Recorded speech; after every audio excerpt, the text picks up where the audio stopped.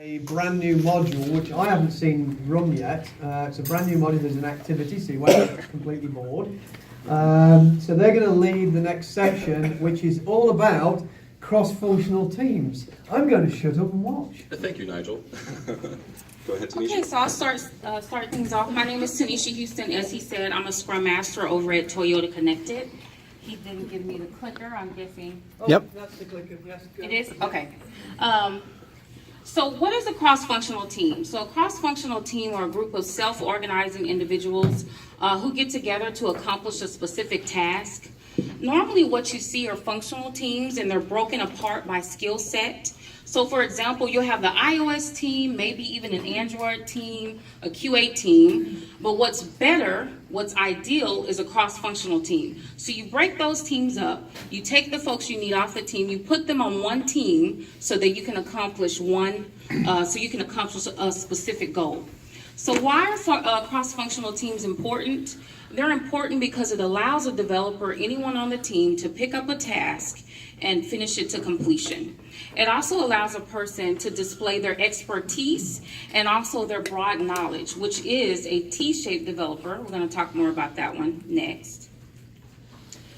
So as I mentioned, what is a T-shaped developer? This is it right here. You have your breadth of knowledge across the top. You have your depth of expertise along the side. So what's awesome about them is they are able to contribute from start to finish. That's from the beginning of the sprint to the end of the sprint. They're also comfortable doing a vast range of development. And so I'll give you an example. So you have Jane, who's a developer. Her expertise is Python. The sprint is falling behind, and they need help with PHP and SQL. So with her breadth of knowledge across the top, she's going to step in and she's going to help to close that story out. So for every team, the goal is to produce an increment of shippable product. And because she was able to help, they were able to do that and close out that story. So last year, the Scrum Masters had the privilege of going to Kentucky to see lean manufacturing in action. Thank you, Nigel. And while we were there, we had such a good time. I learned quite a bit. So we went to the Lexus production line. We learned that they are required to learn 93 steps for their specific position. So imagine you come to work, and these are the steps for your position. You have to memorize them, you have to know them, and you're tested on it to make sure that you know. In order for you to rotate, you have to learn the steps associated with that position as well. So that's cross-functionality to a very high degree. So when we came back to Toyota Connected, I remember sitting down talking with the team saying, how can we do this better? How can we be more cross-functional? What did I do with the clicker? 1 second. There we go. So then we hopped on over to the Toyota production line. So there, what's interesting is they rotate 3 to 4 times during an 8-hour shift. Same thing with Lexus. They have to memorize the steps associated with that position. Then they have a group leader. So as that group leader, you have to know your position and the positions and the steps associated with the folks on your team. Now that's an even higher level of cross-functionality. So again, I went back to the teams and I said, let's look at this. So you see what they're doing. How can we do this better here?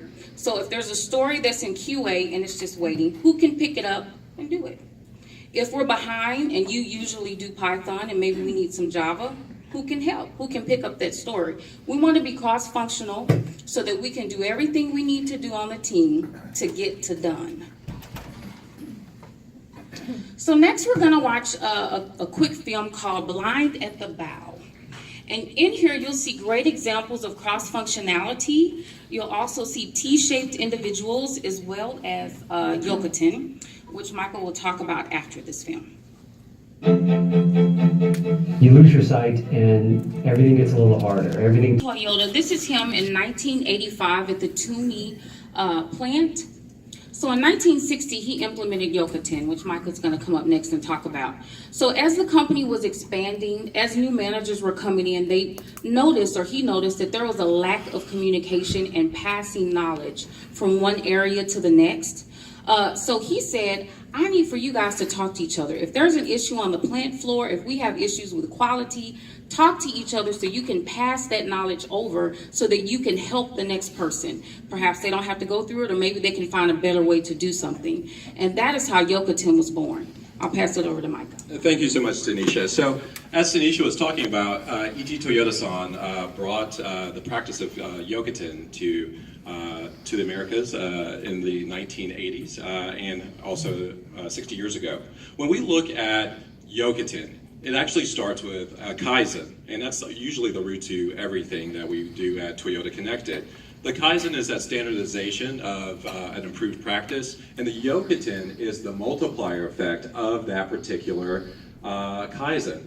The thing with the Kaizen is, when we learn a standardized practice, it's our responsibility to share that from peer to peer, which the Yokoten and what we do at Toyota Connected, which is the Yokoten session, provides for. You know, it's the Toyota business way to look at something for yourself, go inspect and see what it is and learn about it. And what that provides for us is the opportunity not only to learn, but also provides to us the opportunity to add in an additional Kaizen. So if you can get an added Kaizen from your Yokoten session, you've multiplied there again. When we look at how Yokoten impacts us at Toyota Connected, it's through a multitude of ways. We go see for ourselves, our teams work together and share those improved practices with each other, not only during a scheduled time, but they also do it within a sprint. Because there's nothing better than finding a Kaizen, multiplying it, and having it deployed almost immediately. We see Yokoten in a multitude of areas within our DNA at Toyota. The multitude of areas that we see it is in the Toyota business practice in step number 8, which says standardization of success, and then also learn from our failures. And that's what Yokoten allows us to do. It allows us to learn from not only our successes, but our mistakes, and to share that from person to person. We additionally see this in PDCA cycle. The PDCA cycle, the stage that we actually see it is in the ACT stage, because we want to act upon these successes and these standardized improved practices as well. So Yokoten is something that is essential, it's something that's a part of our DNA, and it's something that we can enact upon at any moment within our peers. You know, in order for Yokoten to actually be successful and to activate Yokoten, you must also do something which in Japanese translates to ventilation or wind. It's called kaze toshi. Kaze toshi means to ventilate, to have that ease of communication. And when you have that ease of communication, you can actually share those standardizations. And so we learned a lot from the guys at Blind at the Bow and how they work together and how they weren't afraid to work together as a team and to share with each other, and they actually activated a cross-functional team. So we're actually going to go to our exercise called, oh, I'm sorry, go ahead, Tanisha. Oh, no, I just had one thing. I want to call this thing, this quick blurb out at the top. It says, each time we implement a Kaizen, which is continuous improvement, we practice Yokoten, he just spoke about that. We eliminate muda, which is waste, and reduce our impact on the environment. Now, this specifically talks about the environment, but turn it around and put it into your everyday life at work. It has the same concept. When you eliminate that waste in your work environment, when you look at that Kaizen and you take that and you put it into practice immediately, you definitely have an impact on your work area. Most definitely. Which leads us to our exercise today, which is what not to know, which is a little bit of play on words from what we saw today at Blind at the Bow. And so, what not to know in this particular exercise, we have sailing cord at each table. You see a red one and you see a blue one at your table, which is going to be very exciting for us to work with. So, if we look at our blue bag, we're going to take our blue bag and take out the cord there. We're going to work in 2 sprints. In our first sprint, we will ask for our product owners to come to the front for their own private Yokoten with Tanisha and myself to learn a standardized practice of tying the double stopper knot. And then our teams will continue within that sprint on their own. And then from there, what we will do is we will send our product owners back to each table, and then each product owner will have a Yokoten session built into their sprint, and we will see what multiplier effect that we've had in that second sprint. So have our product owners come to the front of the room for their own Yokoten with Tanisha and myself. Yes, and I'm looking at faces. Does everyone? So teams, you've got 2 minutes to do the exercise on the screen. Hopefully Michael won't block the second screen. So team knots per person. All right. You've got you're using a red rope, or blue rope, so using a blue rope, try and create 2 of those knots per person. Do we have that? You're I think 90 we're going to go seconds under left. once. Does it matter what you say? No, it does not. We're going to do it one more time. And then all we do is pull. And then you should have your double side. Yep, there we go. Pull a little tighter. Yep, that's it. Let me see. That's right. Yay! That's right. That's right. So we did a very good job in our first sprint. We had our Yokoten with our product owners, and so where we will move to next. Oh, yes. You have to do that, Mike, and then they'll listen to you. Okay. So we had a very fun first sprint, and I'm sure we learned a lot. Our product owners have as well. And so what we're going to do next is go to sprint number 2 with our product owners who understand the standardized practice of tying this knot. Again, what our goal is in this second sprint is for us to tie 2 knots on each one. Our product owner will look at that knot to make sure that it's exactly within the quality that's expected of us here at Toyota, and we will move forward from there. So Utilize your experts who have come back to your table to help you. Yes. They just learned how to make this knot in 2 minutes, so utilize them. All right, and we're starting. You have 2 minutes. Let's You go. need 2 knots per rope. Be mindful of where you put your knots. In front of me. So tell me what you learned once the expert came back to the table to help you with your knots in relation to Yokoten.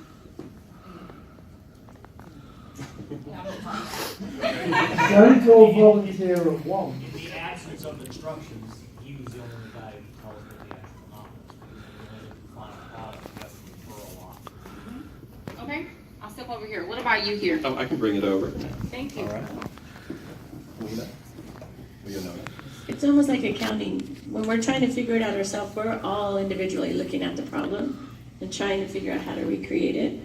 But when someone's already learned how to fix the problem and create the knot, then he comes back and shows everybody else how to do it, and it saves us all a lot of time recreating that knot over and over again. Elimination of Muda. Or not elimination, but Muda. So. So then I have one last question. So how can you take what you learned about Yokoten and take it back to your team today? She was able to relate it in an easy manner for us to remember going forward, using the bunny rabbit and the loops. So simplify it in terms that you can use everything. Would you call that a Kaizen to our Yokoten? That could possibly be it. So. If he emailed me these directions, I would have gotten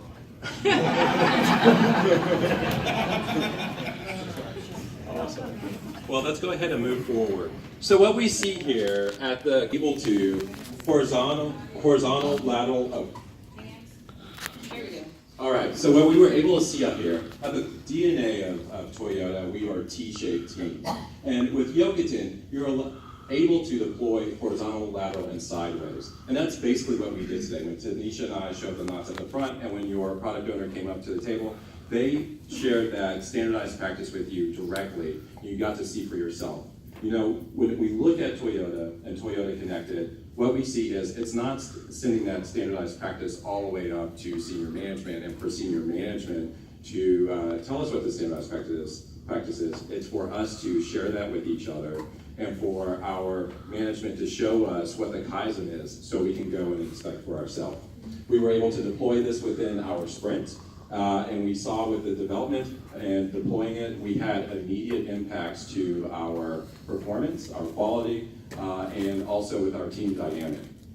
So I have one last thing I wanted to call out on this slide. So over on the left-hand side, that little blurb down there. So remember when you're in the throes of Yokoten and someone is coming to you to give you information, it's up to you to take that information, digest that information, do whatever it is that you need to do with it in relation to your position, but then try to make it better and then pass that on to someone else. We need to share so that we can all grow.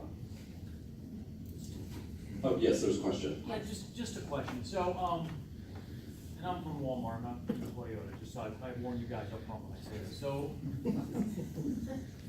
us having developers trying to translate complex instructions across the entire organization and approximately 40 languages, and generally at an 8th grade level or below, to make sure that we don't lose anything in translation because of education disparities.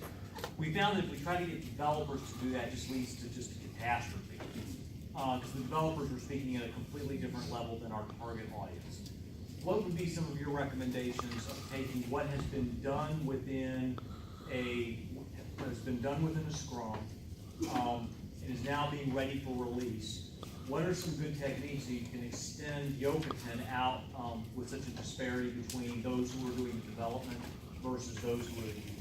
So it sounds like you need someone to come in and speak normal people language. I don't know another way to say it. So you need the developers to do that part, but you need someone to come in and translate it in a way that a younger person can understand. So a consultant, anyone you could bring in to help you with that. Is that what you're asking? I want to make sure I understand your question. And I'm not trying to disparage Walmart associates, but what I'm dealing with here is that we'll put out, not even customers, we'll put out an IT system that's going to be worldwide, and I have to make sure that what goes out speaks to someone who's in the United States, someone who's in the UK, someone who's in South Africa.